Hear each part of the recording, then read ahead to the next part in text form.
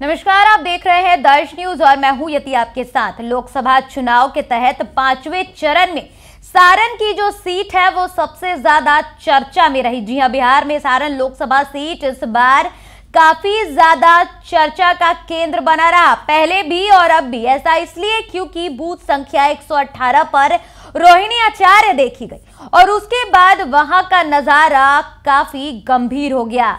गोलीबारी तक की स्थिति हो गई और आरजेडी के 3 समर्थकों को गोलियां तक लगी। मौके पर एक की मौत हुई और दूसरे का इलाज जब चल रहा था उस दौरान दूसरे समर्थक की मौत हो गई और अभी एक के फिलहाल इलाज चल रही और वो भी नाजुक स्थिति में है।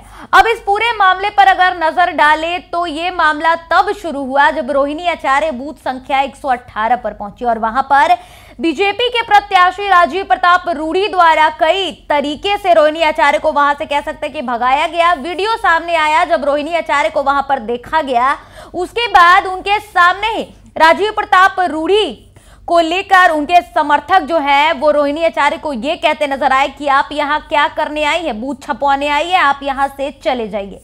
अब इस पूरे मामले पर रोहिणी आचार्य ने बीते दिनों बयान दिया। उन्होंने कहा कि मैं बस देखने गई थी, जो भी प्रत्याशी होते हैं वो मतदान के दिन जायजा लेने जाते हैं और जायजा लेने के दौरान जब मैं बूथ संख्या 118 पर पहुंची तो वहां पर बीजेपी के समर्थक थे और जब मैंने उनसे सवाल किया कि आप यहां क्या कर रहे हैं, आपने वोटिंग की, तो उन्होंने मुझे गंदी गंदी गालियां दी। देखिए, रोहिणी आचार्य ने इस तरीके की कल बातें कही कि उन्हें वहां पर गालियां दी गई और उन पर लाठी डंडे भी बरसाए गए। हालांकि उन्हें कोई चोट नहीं आई और अब रोहिणी आचार्य सोशल मीडिया के माध्यम से बीजेपी पर हमलावर है। जी, रोहिणी आचार्य ने अपने सोशल मीडिया हैंडल एक्स पर एक पोस्ट किया है। आप वो पोस्ट देख सकते हैं जिसमें रोहिणी आचार्य साफ तौर पर बीजेपी पर हमलावर होती नजर आ रही हैं। रोहिणी आचार्य ने अपने सोशल मीडिया प्लेटफॉर्म पर 2 बैक टू बैक पोस्ट किए हैं। पहले एक पोस्ट के बारे में हम आपको बता देते हैं। रोहिणी आचार्य ने साफ तौर पर यह कह दिया है, सामाजिक सद्भाव बिगाड़ने, बांटने, भटकाने, लड़ाने, मारने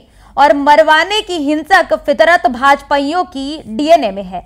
उनके उकसावे, उनकी साजिश के प्रभाव में आकर हम आप उनके जैसे कदापि नहीं बनेंगे।